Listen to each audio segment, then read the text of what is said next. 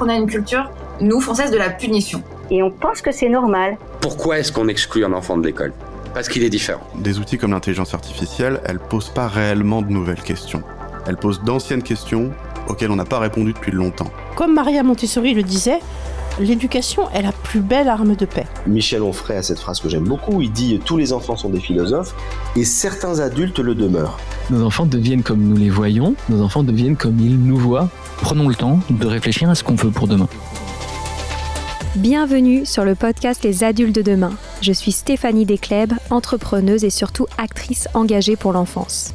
Chaque semaine, je donne la voix à celles et ceux qui nous font réfléchir sur l'enfance et sa place dans notre société, en nous donnant des clés pour mieux comprendre enfants et adolescents et surtout pour les accompagner à devenir des adultes de demain épanouis.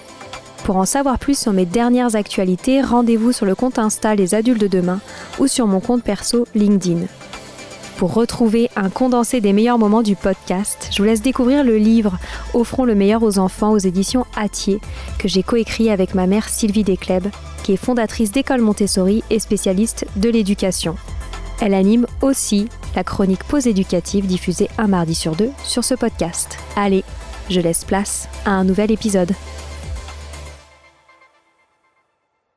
Bonjour à tous, je vous retrouve aujourd'hui pour une table ronde enregistrée en live consacrée à la parentalité et plus particulièrement à 3 grands défis éducatifs que rencontrent de nombreux parents d'enfants âgés de 7 à 11 ans.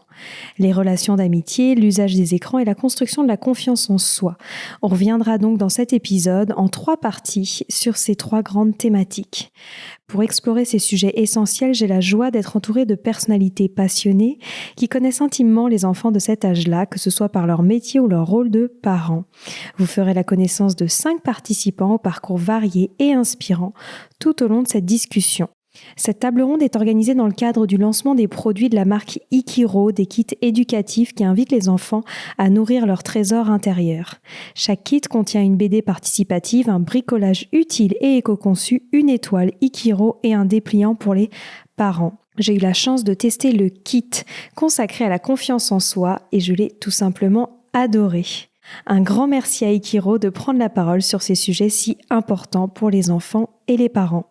Je suis très heureuse de vous retrouver aujourd'hui pour cette table ronde entourée d'invités d'exception. Je vais vous présenter juste après pour parler de parentalité et plus particulièrement des défis éducatifs que rencontrent les parents d'enfants âgés entre 7 et 11 ans. Nous allons donc parler de cette enfance à la frontière de la préadolescence et des meilleures façons d'accompagner ces grandes transformations dans la vie des enfants et par ricochet, de soutenir au mieux les parents dans cette mission si essentielle puisqu'on sait que la parentalité reste aujourd'hui l'une des missions de vie les plus exigeantes et parfois avec son lot de difficultés. Sans surprise, une récente enquête OpinionWay de mars 2025 révèle que plus de 55% des parents estiment qu'élever un enfant aujourd'hui est difficile. Plus de la moitié se disent régulièrement épuisés ou dépassés. Alors comment peut-on soutenir, outiller, accompagner les parents dans cette aventure à la fois si riche, fatigante, confrontante, mais surtout exaltante et joyeuse.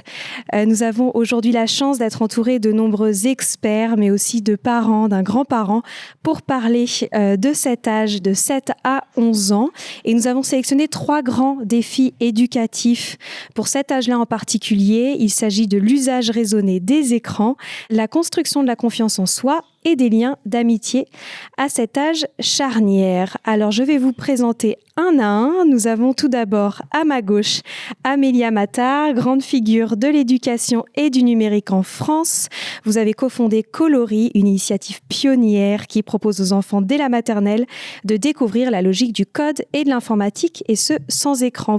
Vous êtes également directrice du programme chez Tralalaire, ex-chroniqueuse sur France Info et autrice du livre que j'ai adoré, Les écrans, ça s'apprend, paru aux éditions Vuibert. On a également Aurélie Calais, psychologue clinicienne, chroniqueuse sur les maternelles et cofondatrice du cabinet Kids and Family.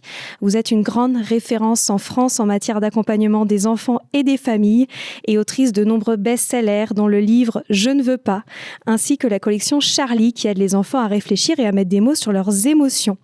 Nous avons Pierre Loriou, passionné d'éducation, de multimédia et d'histoire. Vous êtes le directeur et porte-parole d'Ikiro, une nouvelle initiative dont nous allons donc beaucoup parler aujourd'hui et découvrir ensemble qui invite les enfants à travers des kits éducatifs à nourrir leur trésor intérieur. Nous avons également à ma droite Claire Mingui, vous faites partie de la communauté de parents d'Ikiro. Vous êtes maman de 3 enfants, 2 filles de 22 et 19 ans et un garçon de 10 ans et vous exercez le métier d'orthophoniste.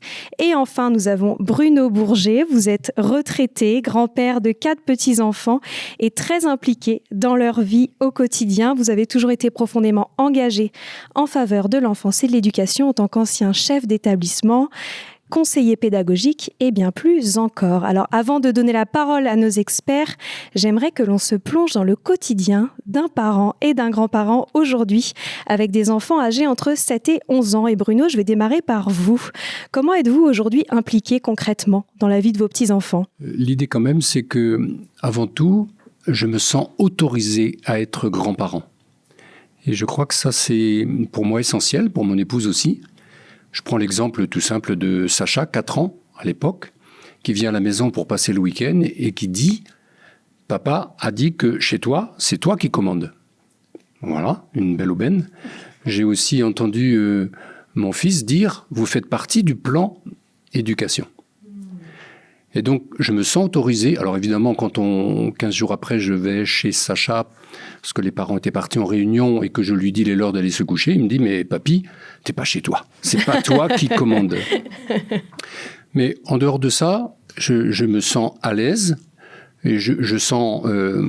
je suis pas frustré ou je ne suis pas gêné d'accompagner ou de rencontrer les petits-enfants. Je sais que les parents nous font confiance et ça, je crois que c'est essentiel.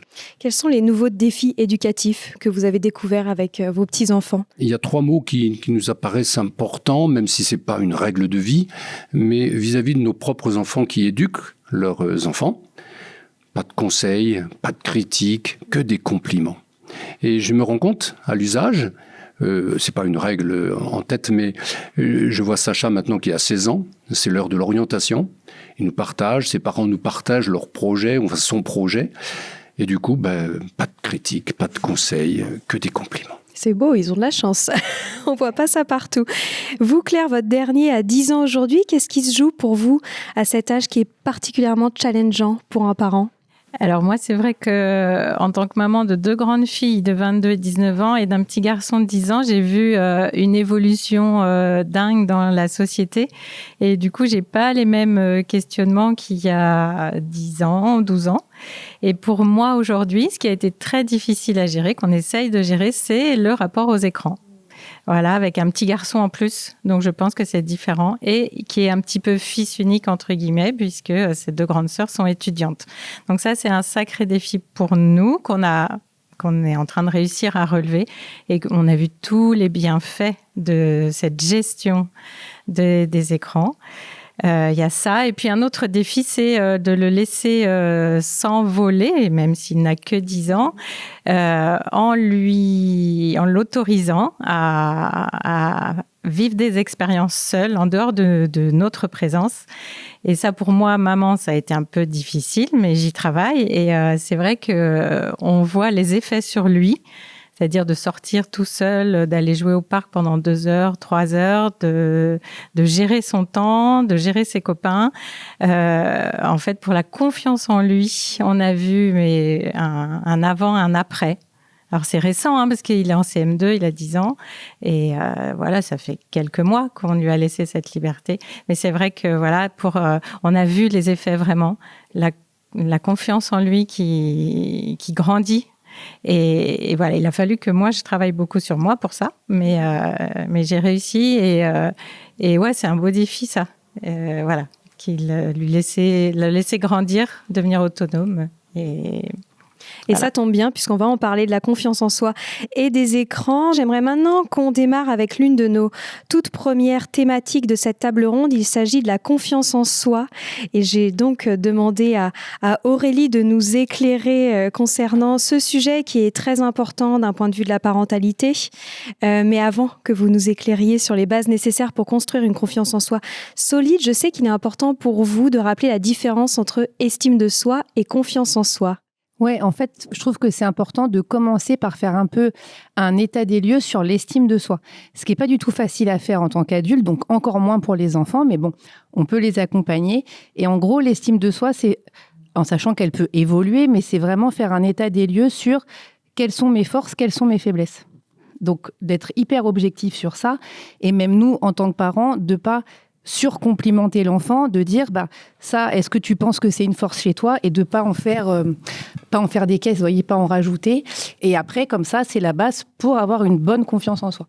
Très clair. Alors, quelles sont les principales erreurs à éviter lorsqu'on a envie de bien faire en tant que parent, de booster la confiance en soi de ses enfants ? Ça va être on peut avoir tendance, quand on a un enfant où on se dit, j'ai l'impression qu'il manque de confiance en lui, on peut avoir tendance à le surcomplimenter. Vraiment à en faire des tonnes. Et dans le fond, les enfants, ils savent très bien si ce que je fais, c'est vraiment bien ou si c'est un peu bof. Donc, il faut être très honnête dans les compliments. Et bien sûr, pas sous-complimenter, mais ça, a priori, on sait. Oui, parce que certains parents, par exemple, ont tendance à toujours laisser gagner leurs enfants au jeu. Est-ce que vous conseillez ? Non. Mais c'est un peu pareil pour la fève dans la galette des rois. En fait, on fait ça et pensant éviter des problèmes, ce qui est OK avec un tout petit qui a 2 ans, on évite une énorme colère, c'est OK. Mais par exemple, pour les jeux, si on laisse toujours son enfant gagner, c'est sûr qu'il est content et on passe tous une bonne soirée, mais quand il va être confronté à la vraie vie avec des vrais gens extérieurs, donc à l'école, où il pense qu'il est super fort dans un truc, et en fait, il se rend compte qu'il fait que perdre, donc c'est hyper dur. Et surtout, ça peut développer un tempérament de mauvais joueur. Et même nous, adultes, si on fait des soirées de jeu avec quelqu'un qui est hyper mauvais perdant, on n'a pas très envie de les réinviter. Ceux-là, c'est pas une soirée qui est sympa, quoi. Donc, je trouve que c'est plus simple en tant que parent de leur apprendre que oui, en fait, ce qui est chouette, c'est pas tellement de gagner ou de perdre, c'est de passer un moment sympa ensemble. Et c'est un peu comme un film. Si on connaît la fin avant de commencer, c'est pas très rigolo. Donc, non, je trouve qu'il vaut mieux les confronter à s'ils se trompent, c'est OK. Comment on les accompagne ? Je comprends que tu sois frustré, je comprends que tu sois déçu. Mais ça arrive aujourd'hui, a priori, ça va réarriver un autre jour. Donc, c'est à nous de les accompagner, de leur apprendre à gérer ça, quoi. Est-ce qu'il y a d'autres événements qui peuvent venir fragiliser la confiance en soi des enfants ?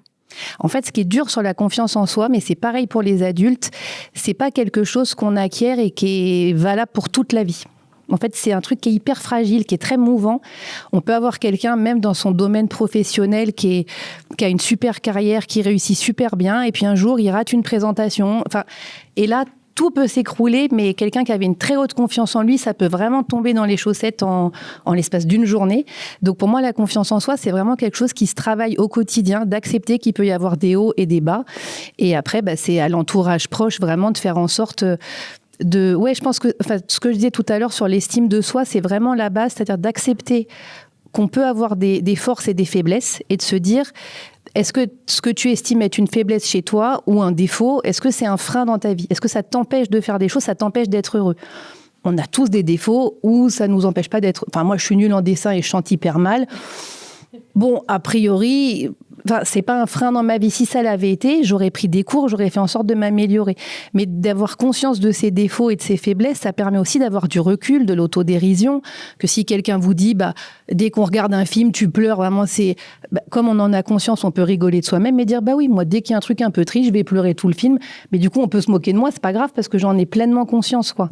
Donc, non, la confiance en soi, ça se travaille tout le temps. Est-ce que ça veut dire qu'il faut faire évoluer notre image de l'échec en France ? Carrément, parce que je pense que ça commence par l'école, où je trouve que de plus en plus, les enfants ont énormément de pression sur les réussites, Alors, il y a quand même quelques écoles qui ont enlevé les notes, qui mettent des lettres, mais ils comprennent très bien que si on a D, c'est nul, et que si on a A, c'est bien. Donc, au final, comme les couleurs, même s'il n'y a que 3 couleurs, on ça sait... revient au même. Donc, ce truc de se comparer aux autres et de s'évaluer, moi, je trouve que on ne peut pas apprendre sans se tromper. Et c'est pas très français, et c'est pas très dans la culture de l'école. Et que moi, je trouve que chaque échec, chaque erreur, ça permet de faire mieux la prochaine fois. Et que donc, c'est OK, personne peut être bon du premier coup, c'est impossible. Mais on a un peu tendance à vouloir d'être performant, en fait. Pierre, c'est une notion sur laquelle vous avez beaucoup réfléchi, notamment dans le cadre des kits éducatifs Ikiro, puisqu'il y en a un qui est dédié à la confiance en soi. Et parmi les conseils que vous transmettez dans ce kit, il y en a un qui a retenu mon attention, c'est que vous encouragez les enfants à oser et à essayer, même face aux doutes et aux difficultés. Pourquoi cet apprentissage est-il, selon vous, si important ?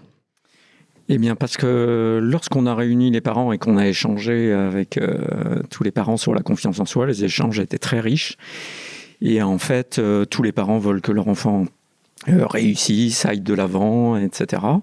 Et base ça énormément, bien sûr, sur la confiance en soi, en disant faut qu'il ait confiance en lui pour qu'après il puisse faire les choses et réussisse. Et en fait, en creusant, en échangeant, en lisant beaucoup, etc., on s'est aperçu qu'en fait, la confiance en soi, presque techniquement, en fait, il n'y a pas besoin d'avoir de confiance en soi pour faire les choses, un petit peu quand même, mais voilà, c'est pas ça la base. La base, c'est qu'il faut faire les choses pour que la confiance en soi arrive, mécaniquement, un peu chez l'être humain. Et en fait, tant qu'un enfant n'a pas essayé quelque chose ou n'a pas osé quelque chose, la confiance en soi, on peut toujours dire elle va venir.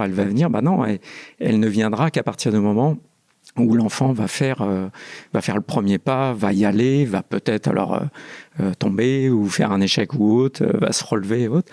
Et c'est là où la confiance en soi arrive. Donc en fait, on a insisté sur ça, on insiste beaucoup sur ça. Et finalement, l'acte éducatif, c'est plus d'inviter les enfants à oser, à essayer, de les préparer à ça en disant « Allez, vas-y ». En tant que parent, on a plus des fois peur en disant « Fais gaffe, fais attention, etc. » Non, vas-y, essaye, là t'es en sécurité, on peut y aller, etc.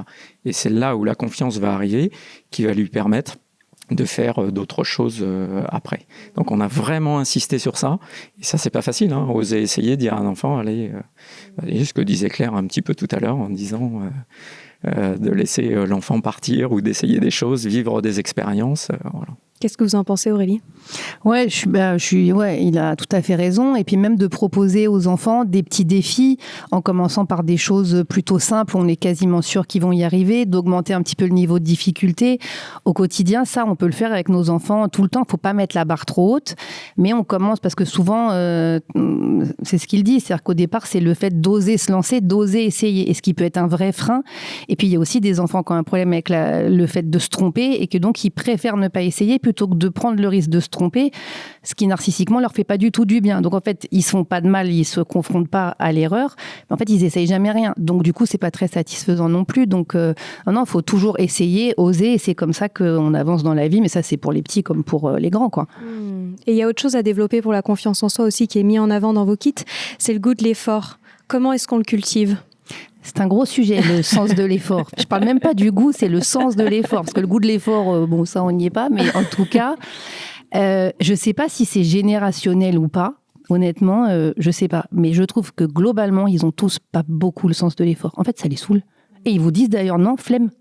Ils font même pas une phrase pour vous dire que ça les saoule. Ils disent flemme. Alors, c'est vrai que je pense qu'ils sont habitués, mais je vois même dans les activités, ils ont du mal à aller au bout d'une chose. Je ne sais pas si c'est notre génération où on est beaucoup sur les réseaux à slider tout le temps. J'ai l'impression que les enfants, ils fonctionnent un peu comme ça maintenant. C'est-à-dire que moi, je vais au cabinet où j'ai plein de trucs. Ils peuvent ouvrir un tiroir, ils sortent 2 trucs, puis ils repartent sur... En fait, ils vont pas au bout des choses. Donc, en fait, dès qu'il y a des difficultés... Et en fait, le sens de l'effort, il va être essentiellement dans le sport, à l'école... où en fait, oui, pour écrire des lignes correctement, on va pas avoir le choix en fait que de les faire plusieurs fois.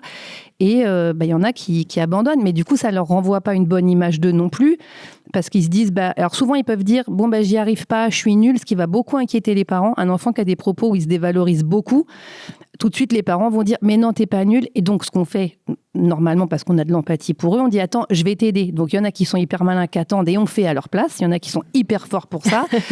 Mais donc en fait, on entretient un peu ça, quoi. C'est ça qui est... Non, c'est un vrai boulot de sens de l'effort. Vous avez des idées, vous, Pierre, pour cultiver ce goût de l'effort, ce sens de l'effort ? En échangeant aussi avec les parents, c'est surtout aussi sur les parents, en fait. L'enfant, il regarde les parents et est-ce qu'il y a l'effort, est-ce qu'il y a tout ça chez les parents dans ce qu'il observe. Donc, il regarde beaucoup. Et puis aussi la vérité dans l'effort, parce qu'aujourd'hui, on est dans une société où tout semble un peu facile. L'enfant, il peut croire aussi que ils ont eu ça a l'air facile, etc. Non, derrière, il y a du travail. Mbappé ou autre, voilà, il bosse, mais à l'image, on voit pas qu'il travaille, quoi. Il marque des buts et terminé, quoi. Donc en fait, il y a quelque chose qui est un peu gommé dans l'effort, comme si c'était quelque chose de compliqué. Et la plus grande difficulté, c'est un peu de donner du plaisir dans cet effort-là, quoi. Avec mon fils, là, j'ai l'exemple de la crème anglaise où c'était compliqué à faire. Enfin voilà, il fallait passer du temps à faire une crème anglaise, à faire voilà. Mais alors, il a persévéré. Et par contre, nous, il a fallu qu'on l'encourage à persévérer, à dire mais si, vas-y, tu vas y arriver, vas-y, mets les trucs, etc. Quand il a réussi, quelle fierté. C'est-à-dire que la joie de cette persévérance et du résultat. On a mangé de la crème anglaise pendant 2-3 mois. Elle était bonne, parce qu'elle aurait pu être esthétiquement jolie, mais pas bonne. Elle était un peu... Okay. Mais il l'a améliorée au fur et à mesure, en plus. Et voilà. Et en plus, elle était bonne. Donc, quelle fierté. Mais alors, dans la durée, en fait. Dans la durée, voilà. Aurélie, est-ce qu'un enfant timide ou introverti est-il nécessairement en manque de confiance en lui ? Non. Et c'est souvent un motif de consultation des parents en disant... Mon enfant est... Bon, déjà, moi, j'aime pas trop dire qu'ils sont timides parce que je trouve que ça leur colle une étiquette tout de suite et qu'il y a une connotation négative. Je préfère dire qu'il est inhibé, observateur, et c'est OK. En plus d'être quelqu'un... Enfin, c'est bien de pas toujours être surex et farfelu, mais... Non, il y a beaucoup d'enfants... Enfin, c'est un vrai motif. Les gens se disent, mon enfant est très timide, il n'ose pas faire des choses. Je pense qu'en fait, il n'a pas confiance en lui. Comme si on arrivait à régler le bouton de la confiance en soi, son comportement serait totalement différent. Moi, je vois des enfants qui ont une apparence, une attitude où ils ont l'air d'être hyper sûrs d'eux, qui parlent très facilement avec les adultes, qui sont à l'aise. Et quand on creuse justement sur l'estime de soi, ils peuvent me trouver que des défauts, avoir beaucoup de mal à se trouver des qualités. Donc on se rend compte qu'en fait, oui, l'apparence a l'air d'aller, mais en fait, dans le fond, c'est pas si OK que ça. Et à contrario, des enfants qui sont plutôt en retrait, observateurs, qui n'ont pas besoin d'avoir 50 copains, qui aiment bien être dans des jeux plus calmes, eux, ils peuvent avoir une super confiance en eux. Donc, il ne faut vraiment pas associer les deux parce que ça rajoute sur l'étiquette du timide que d'abord, ils sont timides, ils ne sont pas à l'aise socialement, qu'ils ont plein de peur et qu'en plus, ils n'ont pas confiance en eux. Alors, les pauvres, ça fait un peu beaucoup, quoi. Et comment on fait en tant que parent quand nous-mêmes, on n'a pas une très grande confiance en soi pour la transmettre aux enfants ? Souvent, si soi-même en tant que parent, on n'a pas une grosse confiance en soi, en fait, on a souvent tendance à le projeter sur nos enfants en disant, comme moi, je n'ai pas confiance en moi, je pense que le pauvre, en gros, génétiquement, ce sera pareil. Donc, on projette plein de trucs, ou alors on se dit, j'en ai tellement souffert qu'il faut que lui, sa confiance en lui, elle soit surboostée.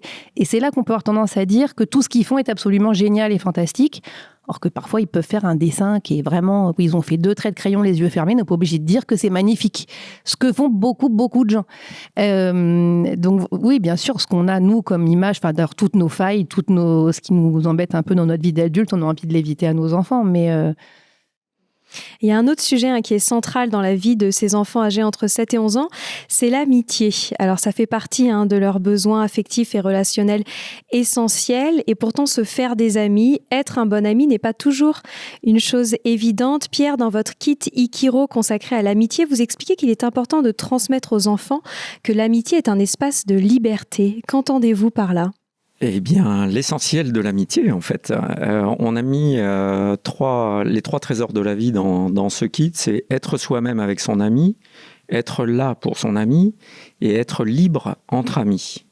Et en fait, on a mis la liberté comme ce trésor dans l'amitié, parce qu'en fait, les enfants, ils sont capables à cet âge-là de regarder leur amitié. Voilà, en tout cas de poser un regard sur leur amitié. Et parfois, ils peuvent vivre sur la cour de récréation des amitiés où la liberté, elle n'est pas exactement là. On demande d'amener, le copain, il exige que le lendemain, il faut amener une carte Pokémon qu'il n'a pas parce que, voilà, ceci ou cela. Ou alors de dire, non, tu ne vas pas jouer avec ce groupe-là, tu restes jouer avec moi, etc. Voilà. Eh bien, en abordant ça, cette liberté, ce point où en amitié, il n'y a pas besoin d'exigence comme ça, eh bien, l'enfant va pouvoir regarder si son amitié, elle est profonde ou pas, et va commencer à se dire, ah bah ouais, là, peut-être je suis pas très heureux avec ça, quand il me demande ça ou quand il met ça. Donc, on a creusé vraiment la notion de liberté, qui peut paraître compliquée pour les enfants, mais en fait, ils comprennent très bien les choses, voilà. Et eux-mêmes vont se poser la question, est-ce que je laisse mes amis libres, en fait ? Eux-mêmes, ils vont se retourner le truc en disant, mais qu'est-ce que j'exige avec mes amis ? Comment je vis ces amitiés-là, quoi. Qu'en pensez-vous, Aurélie ? Oui, il a raison. D'ailleurs, ça a été ce que nous, à chaque fois sur les kits, on travaille en collaboration, donc on discute des thèmes et tout ça. Les amitiés, c'est un vrai sujet. En fait, ça part ce que les enfants sont censés acquérir avec le temps, c'est les habiletés sociales. C'est-à-dire comment je me comporte avec les autres, donc ceux que j'aime bien, mais ceux que j'aime moins, mais aussi avec mes amis. Et tous les exemples dont il a parlé, c'est vrai que c'est des choses qui peuvent vraiment faire souffrir les enfants, ou d'être dans une amitié exclusive on se sent empêché d'aller vers d'autres, mais comme je suis dans un conflit de loyauté, j'ose pas. En fait, ça peut les rendre très malheureux. D'autres qui sont dans des amitiés toxiques, et ça, on le voit, ça existe des tout petits. C'est quoi, par exemple, une amitié toxique ? C'est un enfant qui va être qui a pas beaucoup d'amis. Il y en a un qui s'intéresse à lui. Donc, en gros, comme lui, il s'intéresse à moi, en fait, ça va être toutes ces conditions qui disent oui à tout, qui font des jeux qu'ils détestent faire. Donc, ça, c'est quand ils sont petits. Ça reste sur des trucs pas très graves, j'ai envie de dire, avec pas des grosses conséquences. Mais si on construit ces relations sociales en se disant que l'amitié, c'est ça, en grandissant, ça va être de faire des choses que j'ai pas envie de faire, qui peuvent avoir des conséquences beaucoup plus graves. Donc c'est important cette notion, les notions essentielles, c'est vraiment liberté, être soi-même, et de savoir interagir avec les autres. Que les amitiés, c'est censé faire plaisir, en fait. C'est pas censé nous faire, comme les relations sentimentales. D'ailleurs, tout ça marche pour les relations de couple. Accessoirement. En fait, il faut le faire pour adultes. Voilà. Parce que la liberté, pour plein de couples, on n'y est pas non plus. Mais bon, vous dites aussi que l'amitié, c'est important d'en parler aux enfants, notamment sur cette notion de différence. Ouais, parce qu'en fait, c'est vrai que très souvent, les petits, quand ils rentrent en petite section de maternelle, donc là, on est un peu en dessous de la tranche d'âge des kits, mais en fait, ils vont avoir une tendance à se rapprocher ou des enfants qui leur ressemblent. Donc, souvent, ça va être physique ou de tempérament.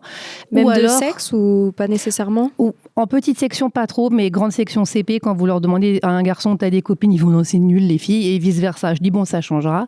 Il y en a qui ont des amitiés de sexe opposé, mais plus souvent, ça va effectivement avec le sexe aussi. Et du coup, c'est vrai que, ou alors, ils vont vers des enfants qui sont totalement différents d'eux. Par exemple, un enfant qui est hyper sage, pour qui faire des bêtises, il n'a pas du tout le mode d'emploi. Être copain avec celui qui en fait plein, c'est super, je l'ai fait par procuration et je me fais pas trop engueuler.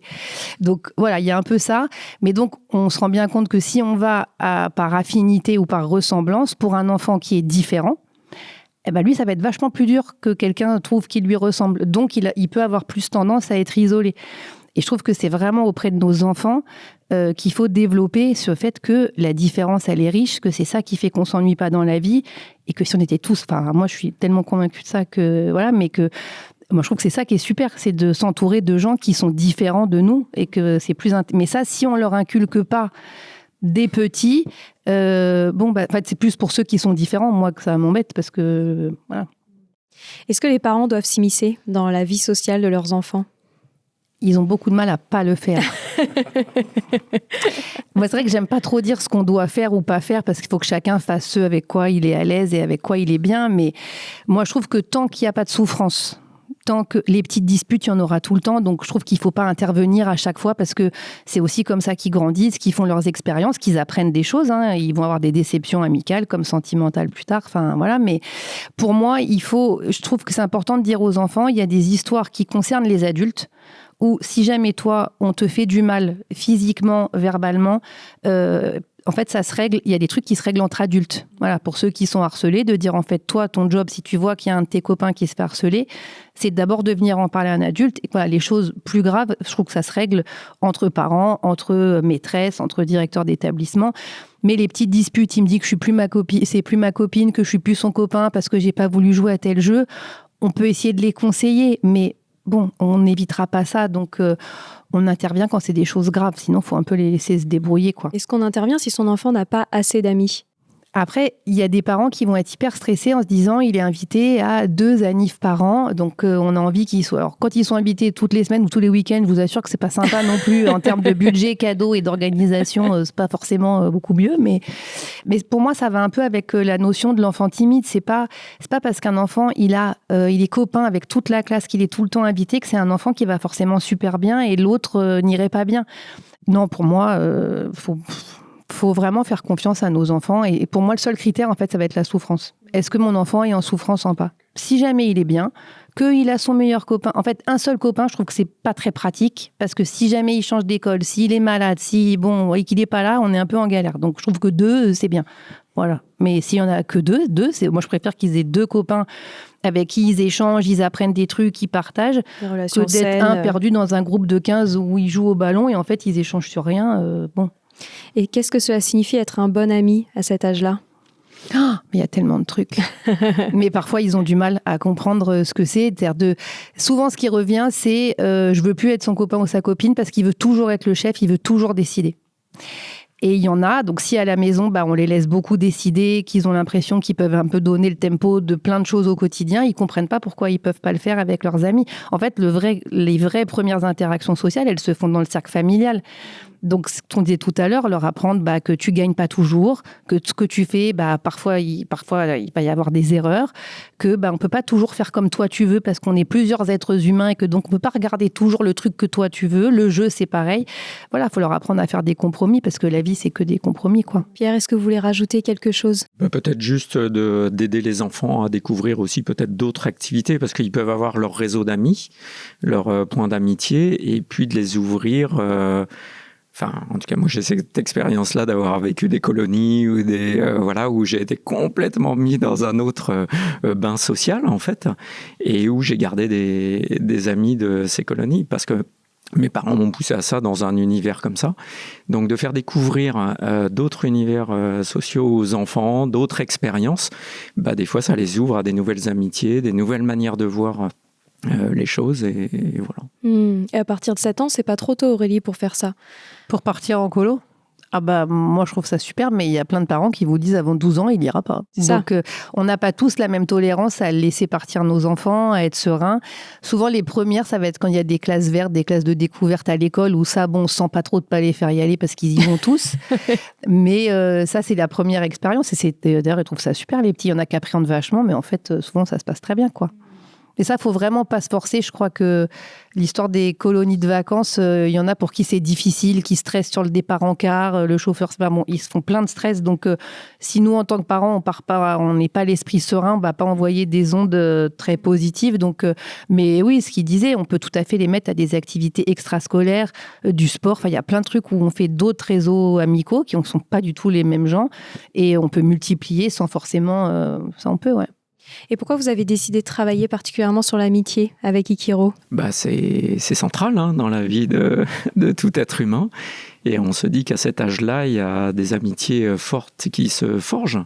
On a tous peut-être dans nos mémoires de se dire tiens, celui-là c'était mon ami, il est resté ou pas, mais voilà, on a des amitiés de longue date qui démarrent dans ces périodes-là.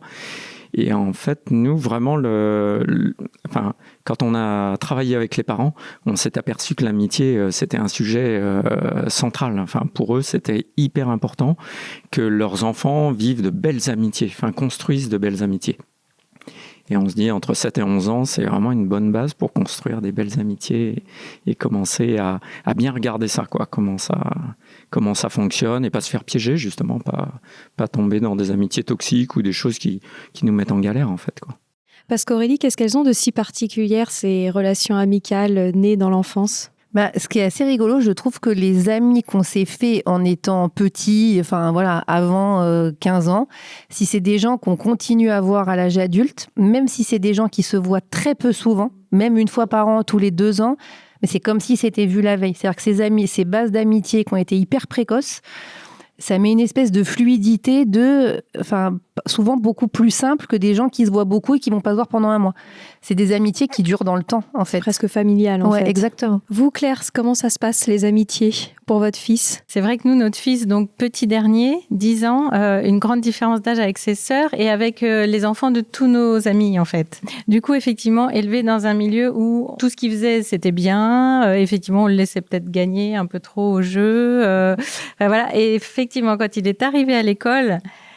Ah non, mais moi j'aime pas parce que c'est un tel qui décide et puis exactement ce que vous avez dit, Aurélie, et il a fallu vachement travailler avec lui pour reprendre tout ça et dire oui, c'est comme ça que ça marche à l'école avec les enfants de ton âge. Ça, c'était flagrant. Et voilà, et de plus en plus là, depuis qu'on l'autorise à sortir seul au parc, on sent qu'il va vers certains enfants avec qui il est à l'école, mais il y en a d'autres, il n'a pas envie d'aller sonner chez eux. Il va sonner chez les enfants avec qui il se sent bien. Et je trouve que personnellement, dans les discussions qu'on a, il arrive maintenant, à son âge, à dire bah oui, en fait, moi je préfère jouer avec un tel parce que c'est super, on fait ci, on fait ça, et moi j'aime bien.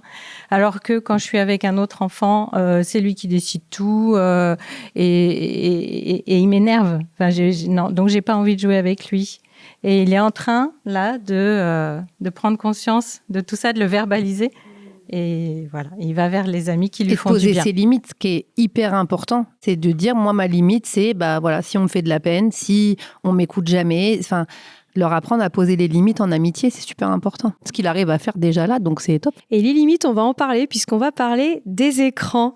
Il s'agit d'un des sujets qui inquiète sans doute le plus les parents aujourd'hui, puisque nous faisons partie de la première génération de parents connectés qui n'a pas été accompagnée sur la question de l'usage des écrans par les enfants.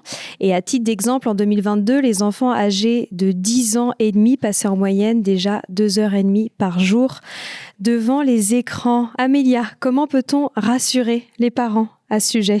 Alors, comment les rassurer ? C'est pas évident parce que clairement, c'est un sujet qui est quand même très angoissant pour tout le monde, d'un point de vue individuel, d'un point de vue démocratique, d'un point de vue écologique. Voilà, à tout point de vue, la question du numérique, elle est en train de bouleverser notre société très profondément. Et donc, forcément, c'est source d'angoisse, d'autant que ça va très vite. En revanche, je pense qu'une bonne manière de se rassurer, ou en tous les cas de mieux maîtriser ce sujet, c'est de s'y intéresser, tout simplement, de se former, de comprendre les mécanismes sous-jacents, de comprendre qu'est-ce que cette économie de l'attention qui effectivement se retrouve in fine derrière nos écrans et derrière ceux de nos enfants et fait qu'on y passe parfois beaucoup trop de temps, ça permet de mettre en place des outils, de mettre en place un certain nombre de règles dans son foyer ou même pour soi et de réguler ses pratiques. Je pense que ça commence par effectivement cette connaissance du sujet. Justement, quelles sont les règles simples et concrètes que vous conseillez à la maison pour les enfants de 7 à 11 ans ? Alors, de 7 à 11 ans, déjà, la première chose, avant de parler des règles en tant que telles, je pense que c'est important, et c'est ce qu'on a dit aussi en préambule plus largement sur l'enfant, d'être dans une forme de dialogue avec lui sur le sujet et donc de poser ses règles en concertation avec lui. Et l'autre chose qui est important sur ces règles, c'est qu'on doit aussi s'appliquer des règles à nous. Et l'exemplarité parentale, elle se pose d'autant plus sur la question des écrans parce que ça va être très compliqué en tant que parent de demander à son enfant de faire un certain nombre d'efforts, de mettre en place un certain nombre de règles si nous-mêmes, on est dans une consommation complètement excessive face à lui. Ensuite, je pense que ce qui est important, c'est vraiment de se dire qu'il y a des moments familiaux qui doivent être complètement déconnectés parce qu'aujourd'hui, c'est très compliqué de se dire je vais laisser mon téléphone. Et non, si le téléphone est là, on va être happé par lui, il va y avoir une notification, il va avoir l'envie d'aller chercher ci ou de vérifier ça. Et nécessairement, on va tous terminer le nez sur notre écran à plus parler autour de la table. Donc, c'est important de sanctuariser et des espaces de la maison et des moments familiaux sans écran. Ça ne veut pas dire qu'il faut diaboliser les écrans. Moi, j'utilise abondamment le numérique et je trouve qu'il y a plein de choses vraiment super et très intéressantes même pour les enfants. Mais voilà, encore une fois, on est à l'ère de l'infobésité avec énormément de contenu, énormément d'informations qui nous parviennent, énormément de sollicitations. Donc, il faut mettre un stop à ce flux régulièrement. Et cet âge du 7-11 ans, c'est souvent celui à partir duquel les enfants demandent leur premier téléphone portable. Qu'est-ce que vous conseillez à ce sujet ? Alors oui, gros sujet très épineux. La première chose à regarder, c'est l'environnement de l'enfant. Les copains, est-ce qu'ils sont équipés ? Bien souvent, c'est parce que les copains sont équipés que vient la demande d'équipement. Et puis ensuite, c'est là encore discuter avec son enfant, mais quel usage tu veux avoir de ce téléphone ? Est-ce que juste un téléphone, donc c'est-à-dire un outil qui permet de passer des appels et éventuellement d'envoyer des messages ne serait pas suffisant plutôt que d'aller tout de suite sur un smartphone qui, lui, est connecté à Internet et donc donne un accès à un certain nombre de contenus potentiellement dangereux ou qui peuvent créer une forme de dépendance chez l'enfant. Et puis, si vraiment l'enfant arrive à un âge où on sent que là, la pression sociale est très forte sur lui et que peut-être c'est le moment de l'équiper d'un smartphone, alors là encore, regarder avec lui comment fonctionnent les applications les plus problématiques et notamment les réseaux sociaux. aller avec lui derrière des comptes peut-être de copains qui font pas forcément les choses comme il faut pour lui dire tu vois quand tel ou tel copain poste tel et tel contenu et voilà pourquoi je pense que ça le met en danger parce qu'on peut reconnaître son école parce que quelque part dans quelques années est-ce qu'il aura envie encore que ce contenu soit présent, etc. Et je pense que là encore il y a toute une éducation à apporter en tant que parent sur ces sujets qui est compliquée et donc encore une fois d'abord s'éduquer bien comme il faut soi-même à tout ça quoi. On n'a pas le choix. Est-ce que les enfants ont la capacité de s'autoréguler vis-à-vis notamment de ces réseaux sociaux? Très difficilement, parce qu'on le voit bien déjà en tant qu'adulte, à quel point c'est difficile de s'autoréguler et les enfants avec un cerveau qui est en formation sont encore plus vulnérables face à tout ça. Donc non, il y a vraiment besoin de garde-fous, il y a vraiment besoin de contrôles parentaux, d'outils concrètement qu'on va installer sur les appareils et dont on va expliquer le fonctionnement encore une fois à nos enfants en leur expliquant c'est pas un outil qui est là pour interdire, pour limiter dans une forme de coercition injuste, mais qui est là pour le protéger. Puis de voir ensemble comment on le paramètre, combien de temps on accorde sur telle et telle application. Puis de temps en temps, peut-être qu'effectivement, il peut y avoir aussi des entorses. Mais oui, non, il faut absolument accompagner l'enfant parce qu'il est en grande vulnérabilité face à ces outils. Et sur cette tranche d'âge-là, vous recommandez quoi vis-à-vis des jeux vidéo? Ah, les jeux vidéo. Alors, je peux en parler parce que moi, j'ai un petit garçon de 11 ans qui aime beaucoup un jeu vidéo, qui pose plein de questions, qui s'appelle Brawl Stars. Je ne sais pas si vous connaissez. Je crois que là encore, vraiment, tout est question de limites, de règles. J'ai fait le choix de ne pas lui interdire ce jeu que je trouve pas très adapté d'un point de vue respect de tout ce qui est captation de l'attention, etc. Parce que tous les mécaniques de captation de l'attention sont réunis pour qu'on y passe le plus de temps possible. Est-ce que vous avez un exemple, par exemple? Oui, par exemple, ces récompenses aléatoires. Donc, on ne sait pas ce qu'on va avoir quand. Et donc, on sait très bien que ce système favorise le fait que l'enfant se connecte et se reconnecte très régulièrement pour voir si la récompense est là ou n'est pas là. Et voilà, il y a plein d'autres, ce qu'on appelle des dark patterns qui sont en place dans ce jeu. Malgré tout, il aime bien en parler avec ses copains sont dessus. Donc voilà, on s'est mis d'accord sur un certain nombre de règles. Et je pense que ce qui est bien aussi sur les jeux vidéo, c'est de l'ouvrir à d'autres jeux parce que voilà, il y a des phénomènes de mode où tous les copains vont être sur Brawl Stars, etc. Mais en fait, l'industrie du jeu vidéo est assez riche et il y a des jeux qui sont vraiment formidables, graphiquement extrêmement bien faits, avec du game design vraiment sympa. Voilà, on passe un bon moment à jouer avec. Et moi, je suis pas gameuse à la base, mais j'essaye de m'intéresser à cette industrie et puis j'essaye de proposer à mon enfant d'autres jeux et parfois même de jouer moi-même. Bon, j'avoue, son papa le fait plus volontiers que moi, mais par exemple, faire des parties de Mario Kart en famille avec la petite sœur qui est beaucoup plus petite, c'est un moment qui est sympa. On n'est pas du tout dans ces phénomènes de consommation excessive, etc. On est dans un moment convivial et c'est chouette. Pierre, vous, avec les kits Ikiro, vous invitez même les parents à sensibiliser les enfants aux impacts des écrans sur leur santé. Qu'est-ce que vous transmettez comme message ? Oui, on a fait ce choix-là parce que dans les échanges avec les parents, en fait, on s'est aperçu que les risques n'étaient pas si connus que ça, n'étaient pas si intégrés. Et en fait, on s'est dit, les enfants, ils sont capables de comprendre les risques qu'il y a derrière. Donc, on est allé même jusqu'à expliquer le circuit de la récompense. Donc, voilà, l'enfant découvre le circuit de la récompense, sur quoi sont basés tous les jeux, les réseaux sociaux, etc. On est vraiment sur ça. Et puis après, de tous les impacts, les risques sur la santé notamment, parce qu'un enfant, en fait, quand on lui dit aujourd'hui c'est une demi-heure ou une heure d'écran, quoi, il dit mais pourquoi, quoi, pourquoi moi c'est qu'une heure, quoi, c'est quoi le truc, quoi. Il a envie de comprendre, et si on sait pas lui expliquer, c'est foutu, quoi. Il va se dire pourquoi moi j'ai pas le droit. C'est arbitraire. Voilà. Ouais, c'est arbitraire, ou on veut que je fasse autre chose, ou voilà. Et donc, on a fait ce choix-là d'aller, et on s'est appuyé sur le rapport qui a été fait, qui s'appelle Enfant écran à la recherche du temps perdu. Le titre est pas mal, parce que justement, avec les enfants, on va travailler ça en se disant, mais il y a peut-être autre chose à faire. Les écrans, ça peut être super, un petit moment et tout, on peut découvrir plein de choses. Mais il n'y a pas que ça à vivre, il y a plein d'autres choses, plein d'autres aventures à vivre. Comme quoi, par exemple ? Comme d'autres activités, c'est-à-dire que l'enfant prenne conscience que quand il va jouer, son corps va pas, jouer aux jeux vidéo, son corps va pas bouger beaucoup, quoi. Et que son corps, il va comprendre qu'il a besoin de bouger. Il faut qu'il bouge, sinon ça va pas très bien se passer, ou il va mal dormir, ou il va... Voilà. Donc quand il va prendre conscience que voilà, il y a plein de paramètres dans sa vie qui doivent être pris en compte et qu'il doit faire d'autres choses, eh bien, il va comprendre qu'il faut qu'il fasse du sport, qu'il bouge, qu'il voit des amis, même s'il peut voir des amis par les jeux, hein, bien sûr, mais autrement, en vrai, voilà, dans plein d'autres... Voilà. Est-ce que le fait de poser ses limites se passe forcément dans le conflit et la frustration, Amélia? Ou est-ce qu'il y a une recette magique pour que ce ne soit pas le cas? C'est un peu comme tous les autres sujets, le sujet des écrans. Souvent, on compare les écrans au sucre. Je trouve que c'est intéressant comme comparaison parce qu'effectivement, on a envie de limiter la consommation de sucre de nos enfants, mais nous-mêmes, on est hyper tentés de consommer du sucre. Ce qui est intéressant aussi de voir, c'est qu'on n'est pas attiré par les mêmes friandises que nos enfants. On est peut-être parfois attiré par des pâtisseries un peu élaborées, etc.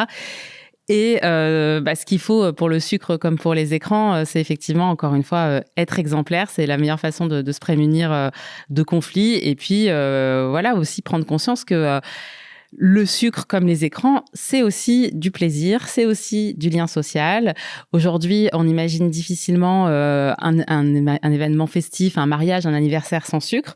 Aujourd'hui, on imagine difficilement notre vie sociale sans écran. Et ce qu'il faut expliquer à nos enfants, c'est que, en revanche, on a tous et toutes besoin pour notre santé de composer des menus qui soient équilibrés. On peut pas se gaver de sucre à longueur de journée, on peut pas se gaver d'écran à longueur de journée. Et quand je dis écran, c'est vraiment les applications de captation de l'attention, parce que si il se gavait d'écran de type échec à longueur de journée et qu'il allait jouer ensuite 2 heures au basket, on se dirait c'est pas très grave s'il a joué 6 heures aux échecs ou s'il a écrit un roman toute la journée ou si je sais pas, il a appris à parler russe derrière son écran toute la journée. C'est important quand même de bien préciser quand on dit écran, on parle des mauvais usages des écrans. Donc voilà, la question c'est vraiment celle du menu et d'inviter. Et je pense que cette comparaison, les enfants peuvent très bien la comprendre et ils savent très bien que quand on en est au 11e bonbon, on peut peut-être s'arrêter. Pourquoi c'est dangereux d'interdire totalement les écrans à la maison? C'est dangereux parce qu'une fois que c'est interdit, on ne peut plus en parler puisque c'est interdit. Alors que, justement, derrière ces écrans, nos enfants peuvent potentiellement se mettre vraiment en danger, être exposés à des contenus choquants, être approchés par des adultes mal intentionnés ou tomber dans une consommation problématique. Et du coup, ils vont faire tout ça derrière le dos des parents, ne vont pas aller chercher l'aide de leurs parents en cas de problème. Et là, c'est vraiment encore plus problématique. Et on se retrouve dans une situation qu'on ne maîtrise plus du tout en tant que parent. Donc, l'interdiction empêche ce dialogue et je pense que ce dialogue, c'est vraiment ça qui protège l'enfant. Bruno, vous, comment ça se passe avec vos petits-enfants, les écrans? Les écrans, c'est pas vraiment une question pour les 7-11 ans, en l'occurrence Camille, qui a 8 ans. Pour les plus grands, de fait, je constate qu'ils utilisent beaucoup les écrans. Je pense qu'à la maison, il y a une gestion cohérente de cette affaire. Mais nous, les parents, les grands-parents, on n'est pas impliqués dans cette affaire. Quand ils viennent à la maison, ils ont compris que chez nous, il n'y a pas beaucoup d'écrans. On n'a jamais eu de télé dans l'environnement familial, par exemple. Il est là-haut. Il faut vraiment décider d'aller voir la télé. Et de la même façon pour les écrans. Donc, les enfants sont heureux de venir chez nous. Donc, ils privilégient d'autres modes de relations complices. Un peu les écrans quand même. Quand je vois les 14-16 ans à la maison, oui, ça arrive. Et vous, Claire, comment ça se passe avec votre fils? Alors, ça a été un petit peu... on ne s'est pas rendu compte au début qu'il passait beaucoup de temps devant... Alors, nous, il était jeune, donc c'était plutôt des séries qu'il regardait. Et comme il est un peu enfant unique la semaine, puisque ses sœurs ne sont pas là, on ne s'est pas rendu compte. Et quand on a... Grâce au Kitty Kiro, on a mis en place... Alors, il y a eu les échanges, la discussion autour de... Attention, qu'est-ce que ça peut faire? Ça peut nuire à ta santé. Donc, tout ça, on a discuté. Il a mis en place son petit acti-chrono. Et donc, maintenant, de lui-même, il a bien compris. Donc, quand on lui dit d'arrêter, il n'arrête pas de lui-même. Hein. Mais quand on lui dit que ça y est, là, il a eu sa dose, ce qui est magique, en fait, c'est qu'il a redécouvert plein d'autres manières de s'occuper.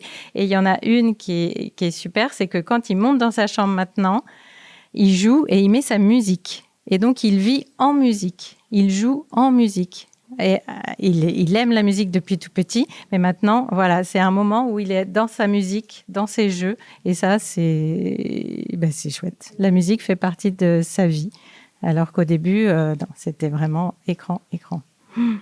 Et on va en parler maintenant des kits Ikiro, dont l'objectif, je le rappelle, est de répondre à cette grande question: comment aider nos enfants à grandir heureux, confiants et libres? Alors, il existe 6 boîtes à outils ludiques et éducatifs pensées par et pour les familles, avec le soutien de professionnels comme Amélia Matar et Aurélie Calais, qui ont contribué à la création de ces kits, mais aussi une grande communauté de parents. Ils sont plus de 150. Bruno et Claire, vous en faites partie, puisque l'idée, c'était de concevoir des kits à la fois pour les enfants, pour les aider à développer leur trésor intérieur, et pour les parents, pour les accompagner dans leur mission éducative. Donc Pierre, je vais vous laisser nous présenter ce magnifique projet et surtout nous expliquer la genèse d'Ikiro. Eh bien, la genèse, ce sont des parents qui se retrouvent alors dans notre entreprise et qui se posent des questions d'éducation qu'on peut discuter en mangeant ensemble, en disant « mais toi, comment tu fais comment ça se passe chez toi pour ci, pour ça ?» Voilà, et puis à se dire « mais comment on peut se transmettre ça? Comment on peut grandir cette communauté pour se poser ces questions-là et puis s'échanger des choses ?» Cette communauté, elle a grandi, elle s'est élargie au cercle des amis, etc., etc. Voilà, elle a grandi jusqu'à se dire, mais et si on faisait des outils qui déclenchent ces discussions, qui amènent à discuter entre parents ou avec les enfants. Et on est parti donc des besoins des parents, directement des besoins. On a réuni en disant, mais là, sur la confiance en soi, allez, on a besoin de quoi? Qu'est-ce qui permettrait de faire ci ou ça? Et voilà, petit à petit sont nés les kits. Voilà, et donc on réfléchit sur chaque thème. À chaque fois, il y a les questions des besoins. Aurélie, etc., viennent nous questionner ou viennent apporter des éléments qui accompagnent notre réflexion. Pourriez-vous nous rappeler les thèmes ? Alors, les thèmes, les 6 premiers qui vont sortir, donc c'est comment avoir plus confiance en soi. À chaque fois, on a mis sous forme de questions, un peu comme si c'était un objectif. Comment être un bon ami ? Comment bien participer aux tâches de la maison ? Celui-là, il va plaire. Comment communiquer avec respect? Comment gérer le temps des écrans? Comment mieux vivre avec le stress? Et puis les autres, ça va être comment apprendre de ses erreurs, comment vivre en lien avec la nature, comment agir face au harcèlement, s'enrichir de nos différences, bien se reposer et savoir demander de l'aide. Voilà, ça sera la suite après. Voilà les titres. Alors maintenant, un kit... Oui, si vous pouvez, avant de nous les montrer, nous rappeler ce qu'il y a dans un kit. Ce qu'il y a dans un kit. Alors, tout d'abord, quand l'enfant, quand la famille décide de prendre les kits, l'enfant va recevoir d'abord chez lui une boîte à trésors à construire. Voilà, la fameuse boîte à trésors, les trésors de la vie, justement, Ikiro, le monde des trésors de la vie. Et il va monter cette boîte à trésors qui va être à construire. Donc il y a déjà un acte de construction. Et dans cette boîte à trésors, il va découvrir qu'il y a la possibilité de mettre des étoiles. Voilà, il a la vision sur une étoile. Et puis dans un coffre secret tout en dessous, eh bien, il découvre son super journal à lui. Voilà, un super journal où il va pouvoir marquer. Alors il a des petites indications pour lui dire, cette boîte à trésors, tu peux y mettre les coquillages que tu trouves, les photos, voilà, tout ce qui a de l'importance pour toi et que tu veux garder pour toi un peu secret, hein, enfin voilà, dans le secret. Voilà, donc il construit d'abord ça, il ne sait pas trop quand même bien à quoi ça va servir et comment il va s'en servir.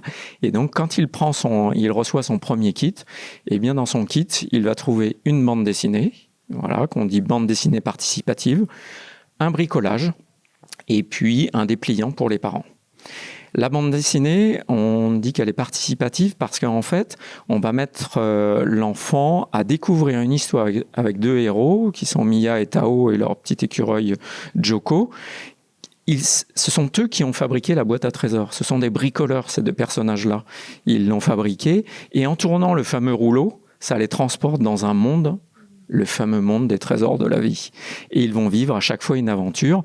Le premier sur la confiance en soi, Ça les emmène dans une aventure et on a voulu participatif, c'est-à-dire que l'enfant va intégrer cette histoire, va rechercher avec les deux héros comment aider le jeune Merlin qu'on va découvrir en vidéo, puisque dans la BD, il y a aussi un petit accès vidéo ou audio. Les parents choisissent s'ils veulent écouter l'audio, enfin l'enfant aussi choisit.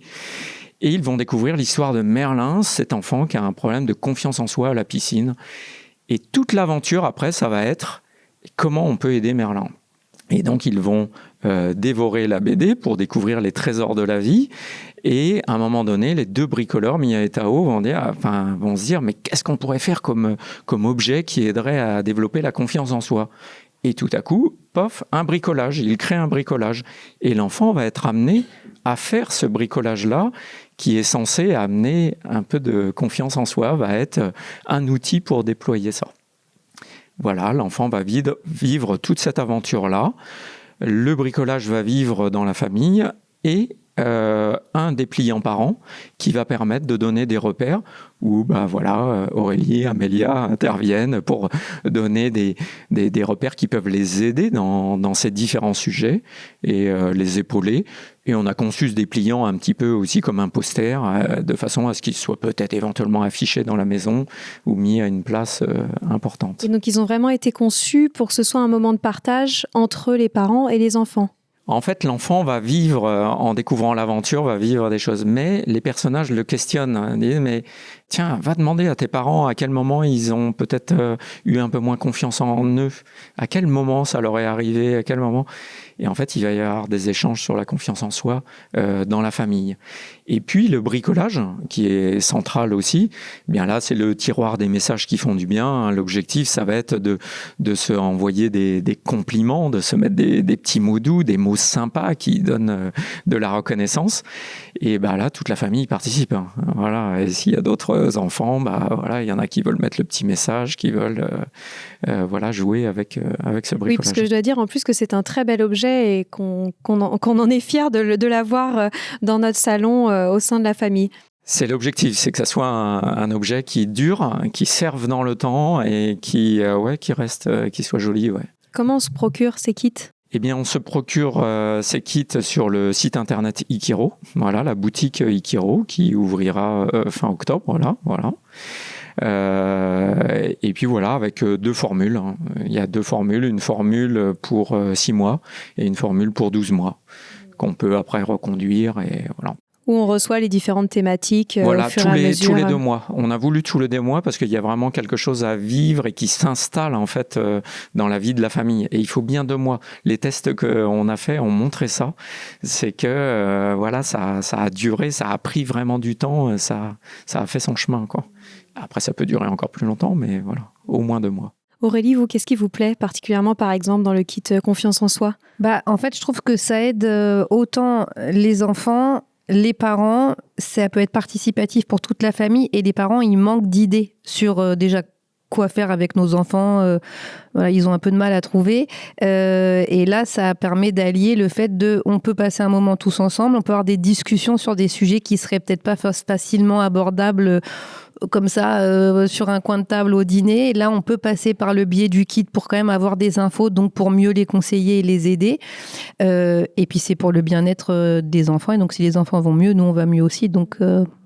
Et vous me disiez avant qu'on enregistre que vous trouviez que les histoires de la BD étaient extrêmement bien écrites et que vous étiez hyper admirative de la manière dont le récit était mené. En fait, je pense qu'ils font ça pour me narguer, vu ma vitesse d'écriture de livres pour enfants qui étaient beaucoup plus courts que ça et que eux, ils me font genre 15 fois plus en un mois. Je suis sidérée. Non, franchement.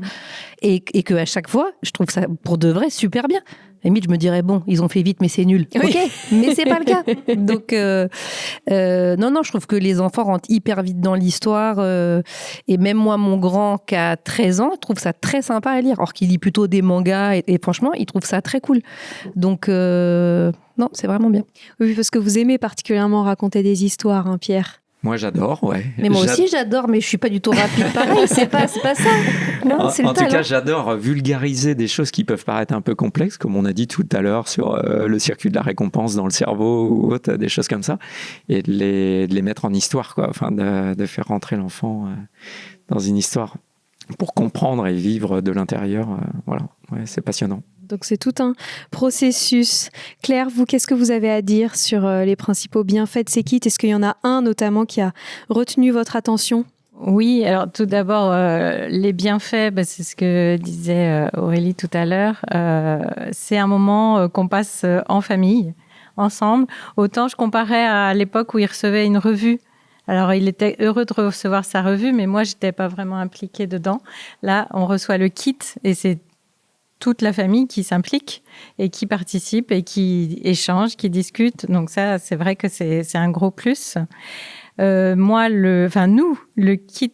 Ah si, et aussi par rapport à la BD, lorsque j'ai dit à mon fils que je venais aujourd'hui ici avec Ikiro, il a ressorti toutes ses BD, Ikiro, et je le vois tous les soirs, passionné à nouveau en relisant les BD. Il adore retrouver les personnages, parce qu'on retrouve les mêmes à chaque fois, les blagues de Joko, il rit tout seul, voilà. Et je dis, tiens, tu ressors tes BD ? Oui, ça m'y a fait penser. Et c'est toujours un plaisir de relire ces BD.